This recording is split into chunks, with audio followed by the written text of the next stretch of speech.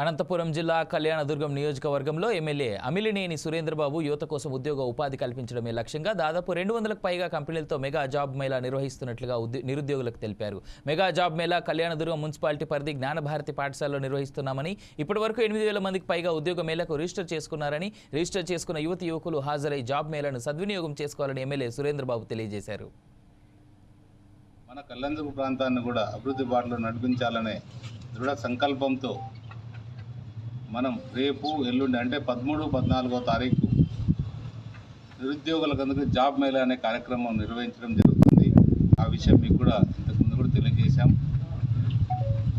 రేపు జాబ్ మేళా అనేది ఎందుకంటే నేను ప్రతి గ్రామంలో ఎన్నికల సమయంలో చూడడం జరిగింది. ప్రతి ఒక్క నిరుద్యోగి వచ్చి మేము బీకామ్ చదివాం, ఇంజనీరింగ్ చదివాం, ఇట్లా రకరకాలుగా చదివాం, ఉద్యోగాలు లేవు, మేము చాలా ఇబ్బందులు పడ్డాము అని చెప్పడం జరిగింది.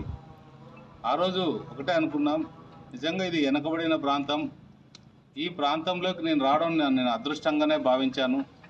అందులో భాగంగానే ఈరోజు రేపు జరిగే ఏదైతే మనం 13, 14వ తారీఖు జరిగే జాబ్ మేళా పెట్టడం జరిగింది. కనీసం అంటే ఒక 200, 205 కంపెనీల దాకా రేపు ఇందులో పాల్గొంటున్నాయి.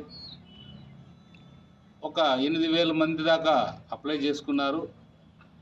ఎవరైతే ఎలిజిబిలిటీ ఉంటుందో అన్ని కంపెనీలు, రకరకాల కంపెనీలు అంటే ఫార్మాసిటికల్ కావచ్చు, సాఫ్ట్వేర్ కావచ్చు, కన్స్ట్రక్షన్ కంపెనీస్ కావచ్చు, లేదా ఇతరత్ర కంపెనీలు ఏదైనా కావచ్చు, వైర్ హౌసింగ్ కావచ్చు,